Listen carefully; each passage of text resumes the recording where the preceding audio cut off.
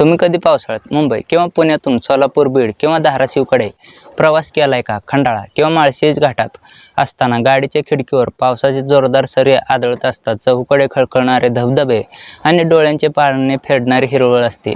पण घाट ओलांडून गाडी जसजशी 2-3 तास पुढे जाते, तसतसा बाहेरचा निसर्ग अचानक आपला रंग बदलू लागतो. ती दाट हिरवळ मागे पडते आणि डोळ्यांसमोर येते ती भुरकट उन्हाने रापलेली तडकलेली जमीन आणि पाण्यासाठी सायकलवर हंडे बांधून जाणारी माणसं. एका राज्यात एकाच आकाशाखाली अवघ्या काही तासांच्या अंतरावर निसर्गाचा हा एवढा भयानक दुजाभाव कसा काय असू शकतो? सह्याद्रीच्या पर्वतरांगाने उभी केलेली ही एक अशी अदृश्य भिंत आहे, जिथे एका बाजूला नद्यांना महापूर दिलेत आणि दुसऱ्या बाजूला पिढ्यानपिढ्या दुष्काळ. आपण शाळेत भूगोलाच्या पुस्तकात याला पर्जन्यछायेचा प्रदेश म्हणून वाचलं असेल आणि परीक्षेत मार्क मिळवून ते विसरूनही गेले असो. पण मित्रांनो, ही फक्त भूगोलाची एक निर्जीव व्याख्या नाही, तर महाराष्ट्रातल्या लाखो शेतकऱ्यांच्या जगण्या मरण्याचा तो एक जिवंत आणि रोजचा संघर्ष आहे. आजच्या व्हिडिओत आपण अगदी साध्या आणि सोप्या भाषेत समजून घेणार आहोत की सह्याद्रीचे डोंगर पावसाचे ढग नेमके कसे अडवतात. पण त्याहूनही महत्त्वाचा आणि क्रिटिकल थिंकिंगचा भाग म्हणजे या भागातील भयानक दुष्काळासाठी खरोखरच फक्त निसर्ग आणि पाऊस जबाबदार आहे, की इथली चुकीची पीक पद्धती, धरणाच्या पाण्याचं राजकारण आणि ऊसाचा हव्यास यांनीच या प्रदेशाला खऱ्या अर्थाने वाळवंट बनवले. आज आपण सत्य आणि गैरसमज यातील पडदा दूर करणार आहोत. हा व्हिडिओ केवळ माहिती देणार नाही, तर व्यवस्थेला प्रश्न विचारणार आहे. त्यामुळे शेवटपर्यंत नक्की पहा आणि ठरवा, पर्जन्यछायेचा प्रदेश निसर्गाचा कोप की मानवी चुकांचा शाप. पर्जन्यछायेचा प्रदेश का निर्माण होतो हे समजून घेण्यासाठी आपल्याला नैऋत्य मोसमी वारे आणि सह्याद्री पर्वतरांगा यांचा खेळ समजून घ्यावा लागेल. जेव्हा जून महिन्यात अरबी समुद्रावरून बाष्पाने म्हणजेच ओलाव्याने गच्च भरलेले वारे महाराष्ट्राच्या पश्चिम किनाऱ्याकडे म्हणजेच कोकणात धडकतात, तेव्हा त्यांच्या वाटेत सह्याद्रीचा उत्तुंग कडा एक महाकाय भिंत बनून उभा राहतो. या वाऱ्यांना पुढे जाण्यासाठी या पर्वताला ओलांडणे भाग असते. जेव्हा हे वारे पर्वताच्या उतारावरून वर चढू लागतात, तेव्हा जसजसे ते उंचावर जातात, तसतसे हवेचे तापमान कमी होऊ लागते. विज्ञानाच्या भाषेत याला अडियाबॅटिक कूलिंग म्हणतात.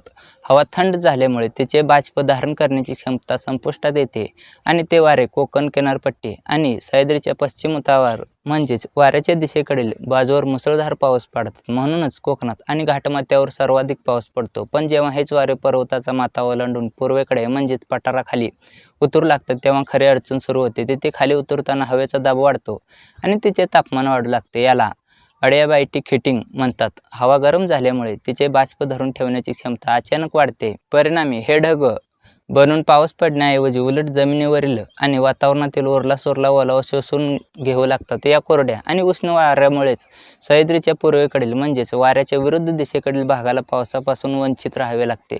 हाच तो पर्जन्यछायेचा प्रदेश आहे, जिथे पावसाचे प्रमाण अवघे 300 ते 500 मिलीमीटर इतकेच उरते.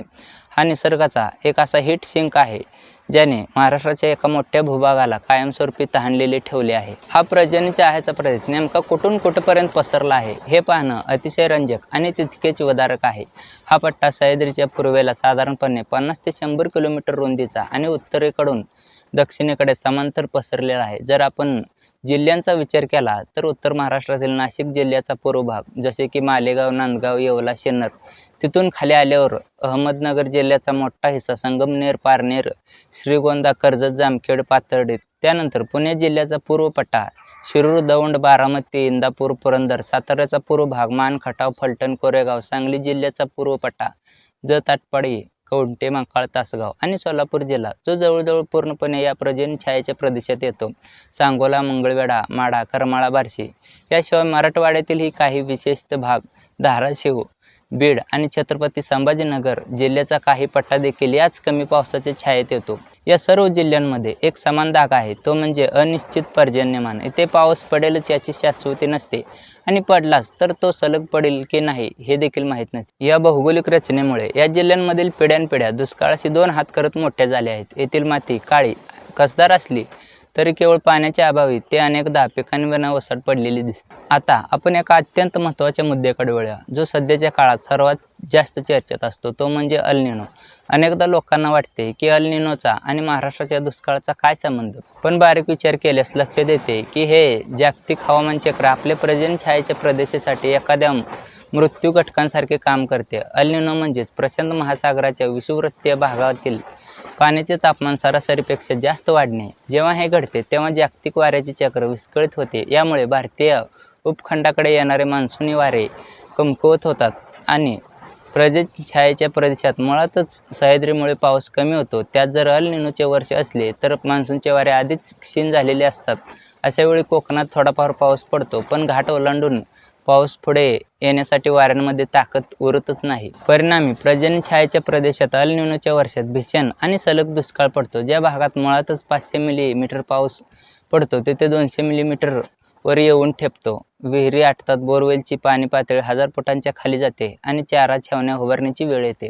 जागतिक तापमानवाढीमुळे अल निनोची वारंवारता आता वाढली आहे. पूर्वी 7 ते 8 वर्षातून एकदा येणारा अल निनो आता दर 3 ते 4 वर्षांनी डोकं वर काढत आहे. त्यामुळे पर्जन्यछायेच्या प्रदेशातील शेती आता केवळ सह्याद्रीच्या भिंतीशीच नाही तर पॅसिफिक महासागरात होणाऱ्या बदलांशीही संघर्ष करत आहे. ही अत्यंत चिंतेची बाब आहे. या सर्व निराशाजनक परिस्थितीत या पर्जन्यछायेच्या प्रदेशासाठी आशेचा एक किरण असतो, तो म्हणजे परतीचा पाऊस किंवा ईशान्य मोसमी वारे. जून ते ऑगस्ट या काळात जेव्हा कोकण आणि विदर्भात भरपूर पाऊस पडत असतो तेव्हा पर्जन्यछायेतील शेतकरी मात्र कोरड्या आभाळाकडे पाहत बसलेला असतो. पण सप्टेंबरच्या अखेरीस आणि ऑक्टोबरच्या महिन्यात हवामानाचे चक्र बदलते. मान्सूनचा परतीचा प्रवास सुरू होतो. यावेळी बंगालच्या उपसागरावरून येणारे बाष्पयुक्त वारे जेव्हा महाराष्ट्रावरून परत फिरतात तेव्हा या पर्जन्यछायेच्या प्रदेशात वादळी वाऱ्यांसह आणि ढगाच्या गडगडाटांसह जोरदार पाऊस पडतात. विशेषतः सोलापूर, अहमदनगर, सांगली आणि मराठवाड्याच्या काही भागात खरीप हंगामापेक्षा पावसाळी पिके रब्बी हंगामात म्हणजे हिवाळी पिके जास्त शेती केली जाते. ज्वारी आणि हरभरा ही या भागातील मुख्य पिके याच परतीच्या पावसावर अवलंबून असतात. सोलापूरची मालदांडी ज्वारी याच परतीच्या पावसाचे वरदान आहे. पण आता इथेही एक नवीन संकट उभे राहिले आहे. हवामान बदलामुळे परतीचा पाऊस अत्यंत लहरी आणि बेभरवशाचा झाला आहे. जो पाऊस महिनाभर सततधार पडायला हवा तो आता 2 ते 3 दिवसातच ढगफुटीसारखा कोसळून जातो. यामुळे जमिनीमध्ये पाणी मुरत नाही तर ते माती वाहून नेतं, पुरासारखी परिस्थिती निर्माण करते. म्हणजे ज्या पावसावर या भागाची अर्थव्यवस्था चालते तोच पाऊस आता कधी दगा देईल सांगता येत नाही. आज आपण 2026च्या उंबरठ्यावर उभे असताना या पर्जन्यछायेच्या प्रदेशाची सद्यस्थिती काय आहे याकडे डोळसपणे पाहण्याची गरज आहे. सध्याची परिस्थिती अत्यंत विदारक आहे. नद्या आणि धरणे हे केवळ नावापुरते उरले आहेत. सर्वात भयंकर संकट आहे ते भूजल पातळीचे. पाऊस कमी असल्यामुळे आणि पृष्ठभागावर पाणी नसल्यामुळे गेल्या 2 दशकांमध्ये या भागातील लोकांनी पाण्यासाठी अक्षरशः पृथ्वीची चाळ करून ठेवली आहे. पूर्वी 100 ते 200 फुटावर लागणारे पाणी आता 800 ते 1000 आणि काही ठिकाणी 1200 फुटांवरही लागत नाही. बोरवेल खोदणाऱ्या गाड्यांची संख्या या भागात सर्वाधिक आहे. जमिनीच्या आत साठलेले हजारो वर्षापूर्वीचे फॉसिल वॉटर आता आपण उपसून काढले आहे. उन्हाळा सुरू होण्याआधीच मार्च एप्रिलमध्ये टँकर सुरू होतात. अनेक गावांमध्ये तर महिलांना पिण्याच्या पाण्यासाठी 2-2 किलोमीटर पायपीट करावी लागते. उन्हाळ्याच्या दिवसात तापमान 42 ते 43 अंश सेल्सिअसच्या पार जाते, ज्यामुळे बाष्पीभवनाचा वेग प्रचंड वाढतो आणि उरली तळीही कोरडी पडतात. या भौगोलिक ताणामुळे या भागातून मोठ्या प्रमाणावर स्थलांतर होत आहे. ऊसतोडणी कामगार म्हणून पुणे, कोल्हापूर, पश्चिम महाराष्ट्रात जाणारा मोठा वर्ग याच बीड, उस्मानाबाद, नगर आणि सोलापूर जिल्ह्यातील आहे. हे स्थलांतर केवळ रोजगारासाठी नाही तर ते पाण्याच्या अभावामुळे झालेले हवामान स्थलांतर आहे. आता आपण व्हिडिओच्या सर्वात महत्त्वाच्या भागाकडे वळूया. आपण एवढा वेळ निसर्गाला, सह्याद्रीला आणि अल निनोला दोष दिला, पण खरोखरच ही परिस्थिती फक्त निसर्गामुळे आहे का? याचे स्पष्ट उत्तर आहे नाही. पर्जन्यछायेच्या प्रदेशातील दुष्काळ हा जेवढा नैसर्गिक आहे त्यापेक्षा कितीतरी पटीने तो मानवनिर्मित आणि राजकीय आहे. निसर्गाने या भागाला कमी पाणी दिले हे सत्य आहे, पण मानवाने त्या कमी पाण्याचा वापर कसा केला इथेच आपली सर्वात मोठी चूक झाली. ज्यात सोलापूर, माढा आणि नगर जिल्ह्यात पावसाचे प्रमाण 500 मिमीपेक्षा कमी आहे तिथे आपण ऊस हे पीक घ्यायला सुरुवात केली. तुम्हाला आश्चर्य वाटेल, पण महाराष्ट्रात सर्वाधिक साखर कारखाने हे याच दुष्काळी समजल्या जाणाऱ्या पट्ट्यात आहेत. ऊस हे एक असे पीक आहे ज्याला प्रचंड पाण्याची गरज असते. 1 किलो साखर तयार करण्यासाठी हजारो लिटर पाणी लागते. उजनीसारख्या मोठ्या धरणाचे पाणी जे मुळात पिण्यासाठी आणि कोरडवाहू शेतीला सिंचनासाठी बनवले होते ते पाणी प्रबळ राजकीय नेत्यांनी वळवून आपल्या ऊसाच्या शेतांमध्ये आणि साखर कारखान्यांमध्ये नेले.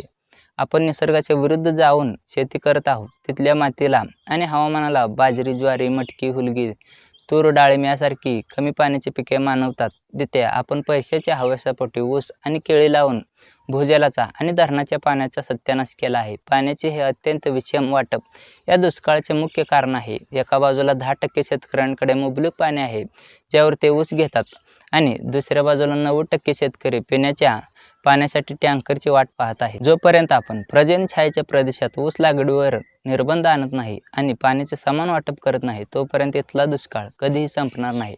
आपण दुष्काळाचे भांडवल करून राजकीय पोळ्या भाजल्या, पण कायमस्वरूपी उपाय कधीच शोधले नाहीत. पर्जन्यछायेच्या या समस्येला अजून एक गडद किनार आहे, ती म्हणजे राजकीय इच्छाशक्तीचा अभाव आणि प्रलंबित पाणी प्रकल्प. कोकणातून समुद्रातून वाहून जाणारे अतिरिक्त पाणी वळवून ते पर्जन्यछायेच्या आणि दुष्काळी भागाकडे आणण्याच्या जनतेच्या योजना कागदावर खूप आकर्षक वाटतात, पण प्रत्यक्षात काय घडते? कृष्णा, मराठवाडा सिंचन प्रकल्पासारखे अनेक प्रकल्प जे या भागासाठी संजीवन ठरू शकतात, ते केवळ राजकीय मतभेदांमुळे आणि निधीच्या अभावामुळे दशकानुदशके रखडले आहेत. पाण्याचा राजकारणी ते गुंतागुंतीचे आहे की एकाच धरणाचे पाणी कोणत्या जिल्ह्यात द्यायचे यावरून राजकीय नेते एकमेकांशी लढत असतात. पाणी हे आता केवळ जगण्याचे साधन राहिले नाही, तर ते एक राजकीय शक्ती बनले आहे. जो नेता पाणी आणण्याचे आश्वासन देतो त्याला मते मिळतात आणि तो निवडून येतो, पण पाणी कधीच शेवटच्या शेतकऱ्यांपर्यंत पोहोचत नाही. हे प्रकल्प वेळेत पूर्ण न होणे हा या